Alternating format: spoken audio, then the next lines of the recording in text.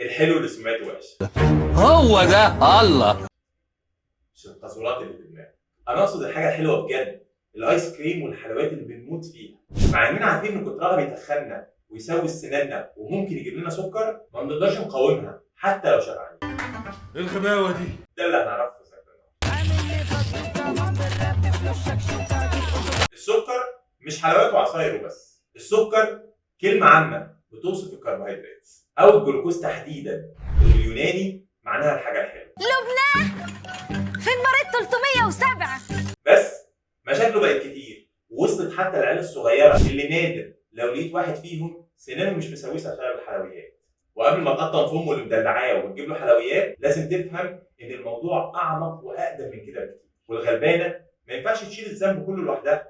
تفاصيل اسلافنا وحبهم للاكل هي السبب. كانوا بياكلوا اي حاجه عشان يعيشوا، ولما الصيد كان بيقل ما كانش بيبقى قدامهم غير الخضار والفاكهه. الخضار مرطرط والوصول ليه سهل، بس الطاقه اللي فيه كلام فاضي. ده لو قارناها بالفاكهه اللي مليانه طاقه اللي ممكن تخلينا نربي شويه دهون، بس الفاكهه كانت قليله وفوق الشجر، وكان لازم يبقى فيه مكافاه للقرد اللي هيتشعلق فوق الشجره ويجيبها. السكر اللي موجود فيها، السكر ده بيحس بيه سنتر معين في الكورتكس في المخ، يخليه يفرز دوبامين يحسسهم بالسعاده، ويخليهم يعملوا المستحيل عشان يوصلوا ليها، وينقوا اللي طعمها حلو، لان اللي طعمها وحش او مر او حادق ممكن تكون ما استوتش او سامه. يعني عشان نعيش كان لازم نحب السكر. بس ساعتها ما كانش فيه مشكله، لان السكر كان نادر، وبخلاف العسل الفاكهه كانت قليله وماسخه، فحلاوه الجزر كده. واصل السكر ما كانش لسه في حد يعرفه، وما ظهرش قبل القرن ال 13 في اسيا، ومنها اتنقل لاوروبا اللي اعتبروه ساعتها ماده سامه، لحد ما ابتدى يتزرع في البرازيل في القرن ال 16. ومن ساعتها حالنا اتشقلب، لان السكر اللي مخنا بيموت فيه بقى رخيص وموجود في كل حته، لدرجه انه ما بين القرن ال 18 وال 19 استهلاك السكر في انجلترا زاد بنسبه 1500%. ايه ده؟ يا ريتها وقفت على كده. التطور اللي احنا فيه دلوقتي ضاعف استهلاك السكر 3 مرات في ال 50 سنه الاخيره. لانه مش بس خلانا نطور زراعه الفاكهه عشان تبقى كتيره وحلوه، لا كمان علمنا نركز السكر اللي موجود في الفاكهه ونحطه في معظم المنتجات اللي بنستعملها. بص كده على الحاجات اللي بتشتريها من السوبر ماركت واقرا لي الليبل اللي عليها. ورقه وقلم اكتب معايا ست الكل.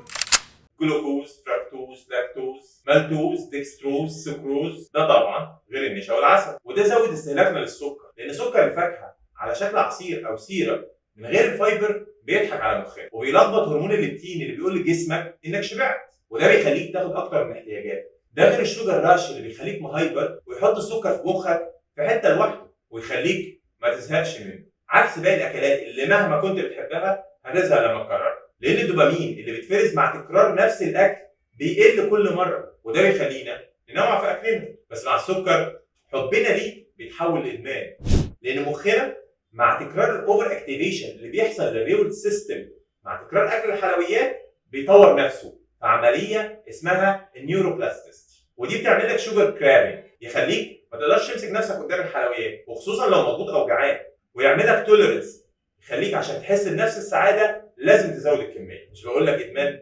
علشان نقاوم الشوجر كرافينج لازم الفرامل اللي في مخنا اللي موجوده في الفرونتال كورتكس تشتغل، والفرامل دي للاسف بتتعطل لما بناكل سكر كتير، وده بيخلينا ما نقدرش نقاوم الحلويات حتى لو شبعانين، لدرجه ان كل واحد فينا دلوقتي بقى العادي بتاعه انه يستهلك 5 اضعاف الكميه المسموحه ليه، ومع السن الميتابوليزم بتاعنا بيقل ومشاكل السكر بتاعتنا بتزيد. الرياضه والاوميجا 3 وتغيير عاداتنا الغذائيه ممكن تبقى طريقه تخلينا نقدر نرجع نشغل الفرامل دي تاني. بس السؤال هنا، طالما اكل السكر الكتير مش صحي، مش التطور لازم يبقى عنده دم ويخلينا نبطل نحب السكر؟ عشم ابليس في الجنه، لان التطور مش امك اللي هتخاف عليه، ده غير ان التطور عمليه بطيئه جدا ومحتاجه اجيال كتير عشان تتعمل. الخلاصه، السكر حاجه حلوه في حياتنا، والتهمه الوحيده اللي ثابته عليه دلوقتي تسوس الاسنان.